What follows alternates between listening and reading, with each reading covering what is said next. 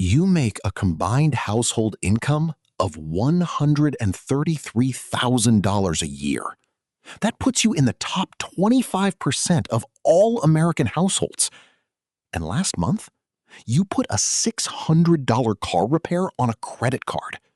Not because you were being reckless, not because you were careless with money, but because you simply did not have the cash sitting there. Now, here is what makes this story even stranger.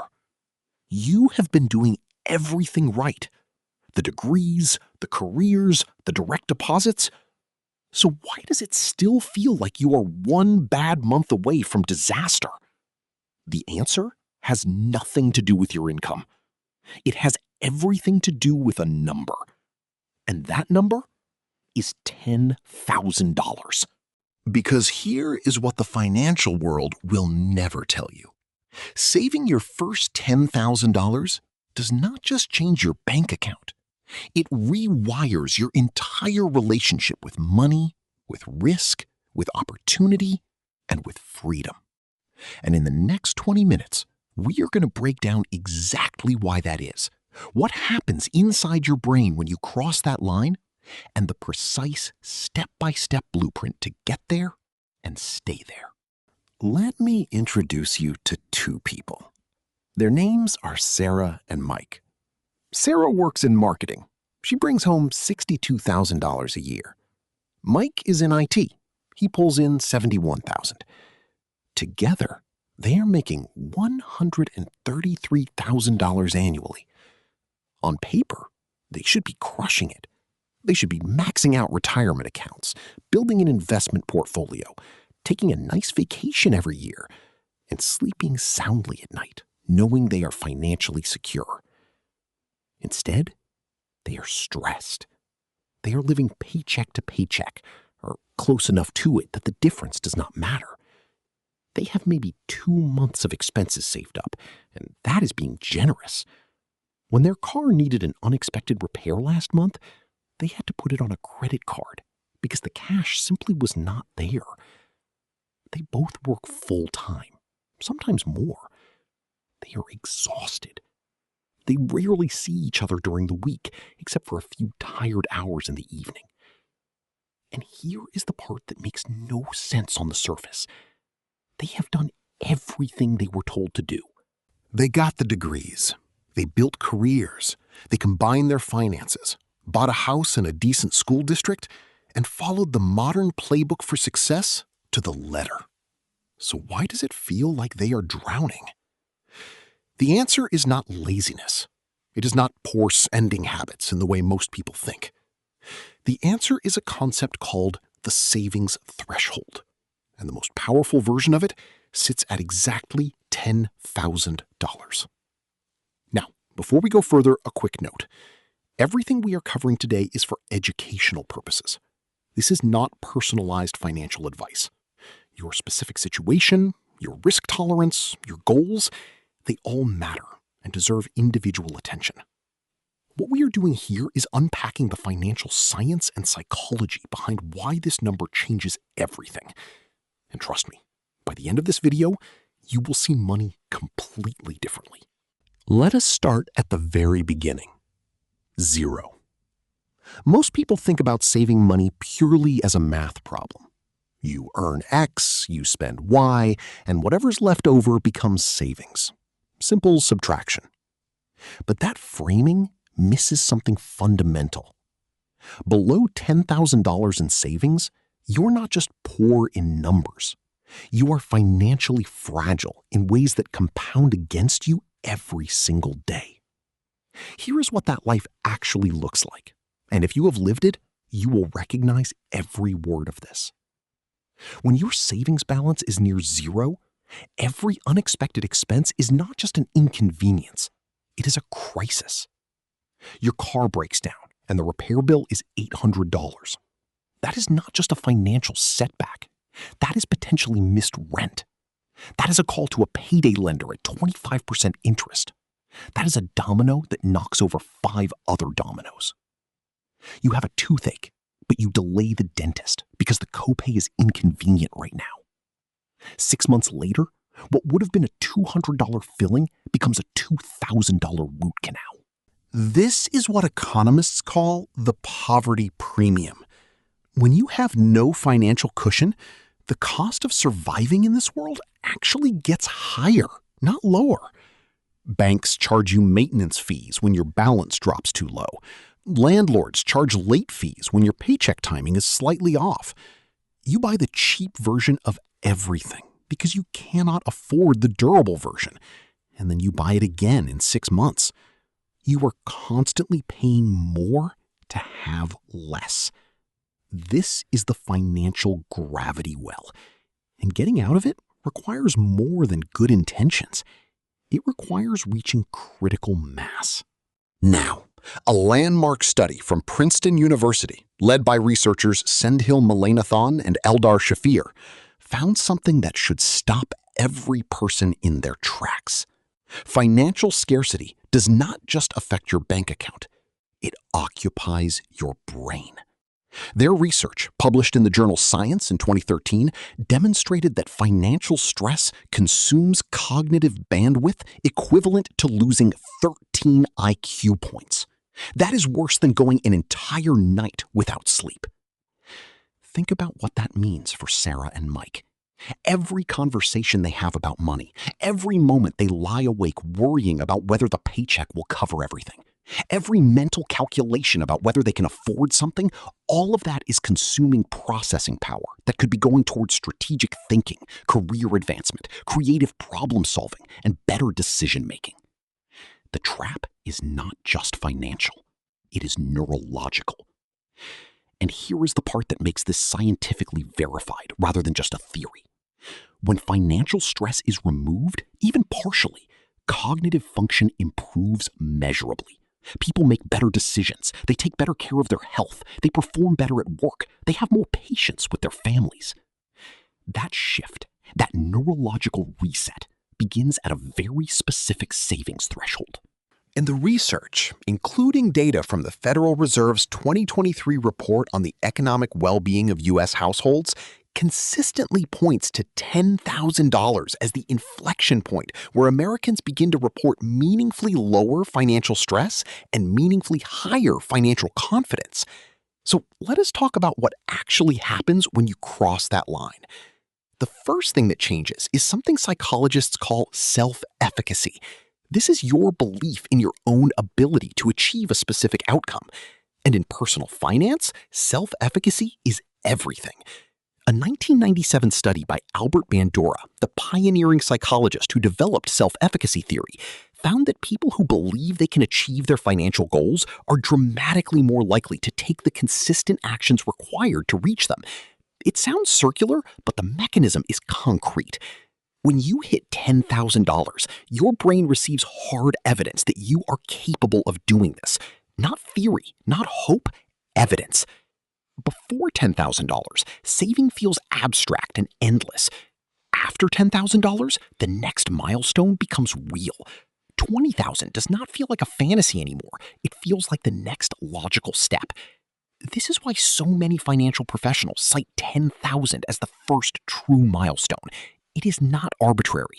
It is the point where the behavior reinforces itself. Now, let us talk about the math, because this is where things get genuinely exciting. Here is what compound interest actually does when you finally have enough of it to matter. Let us say you are saving and investing $1,000 per year at a conservative 7% annual return, which is well below the historical average of the S&P 500, which has returned approximately 10% annually over the past century, according to data from Vanguard. Getting to your first $10,000 takes roughly 7.5 years at that rate. Now, here is where most people make a critical error in thinking. They assume that getting to $20,000 will take another 7.5 years, but it will not, because your initial $10,000 is now generating its own returns. Getting from $10,000 to $20,000 takes only 5 years. From 20 to 30, about 4 years. From 30 to 40, 3 years. Each additional $10,000 arrives faster than the one before it. This is the compounding acceleration curve, and it is not magic. It is math. but he only becomes real and meaningful once you have enough principal for the numbers to matter in your everyday life. Warren Buffett described this phenomenon as finding wet snow and a really long hill. The snowball of compounding is real, but only if you have a large enough snowball to begin with. Below $10,000, your returns are so small they get absorbed by the noise of ordinary expenses. A 7% return on $1,000 is $70. A 7% return on $10,000 is $700. One is meaningful. One is not. Vanguard's own research on investor behavior consistently shows that investors with smaller account balances are more likely to panic sell during market downturns, more likely to make emotional decisions, and less likely to stay invested long enough to capture the compounding returns they started investing for. At $10,000, something shifts. Your returns start to feel real. Your investment account starts to look like something worth protecting, and your psychology around the market changes from anxiety to patience. Now, let us bring this back to Sarah and Mike. In the 1970s, a single median income household could support a family, buy a home, send kids to school, and build retirement savings. That same math does not work today. According to data from the Economic Policy Institute, the median home price in the United States has increased by over 400% since 1970 when adjusted for wage growth. Healthcare costs have risen by over 1,000% in the same period. And childcare now costs the average American family between $10,000 and $30,000 per year, depending on location, according to the National Association of Childcare Resource and Referral Agencies. Sarah and Mike are not struggling because they are bad with money. They are struggling because the structural cost of a middle-class life has increased dramatically faster than wages. That is why reaching $10,000 changes more for them than most financial content will ever acknowledge. Change number 1. Your emergency fund becomes real. According to the Federal Reserve's 2023 survey, approximately 40% of American adults say they could not cover an unexpected $400 expense without borrowing money or selling something. $400. That is a car tire. That is an urgent care visit. That is one appliance repair. $10,000 changes your relationship with emergencies completely. A 2022 survey by Bankrate found that the most common financial emergencies include car repairs averaging $1,000 to $3,000, home repairs averaging $1,500 to $4,000, and medical expenses averaging $1,000 to $6,000. $10,000 handles the overwhelming majority of them without you having to reach for a credit card. Because every time Sarah and Mike reach for a credit card for an emergency, they are paying an additional 20 to 25% per year in interest on top of it. They are paying a financial fragility tax, and $10,000 eliminates that tax on most emergencies. Change number 2. Your negotiating power in the workplace becomes real. When you have no financial cushion, you cannot afford to leave a bad job. You cannot negotiate assertively for a raise because the implied threat of walking away is not credible. Research from the Society for Human Resource Management found that employees with financial stress are significantly less likely to negotiate compensation and more likely to stay in roles they consider unsatisfactory. $10,000 gives you approximately 2 to 3 months of runway. That is enough to find a new job. It is enough to negotiate from confidence rather than desperation. Change number 3. Your relationship with risk changes fundamentally. After $10,000, you can make a calculated investment in an index fund, knowing that if the market drops 20%, you are not going to be forced to sell at the bottom because you need cash for groceries. According to Vanguard's 2023 How America Saves report, investors who maintain adequate emergency reserves capture significantly higher long-term returns than those forced to liquidate during downturns. You do not invest your way to financial security. You save your way to the threshold where investing actually works for you. Change number 5. Your mental health and physical health outcomes improve measurably.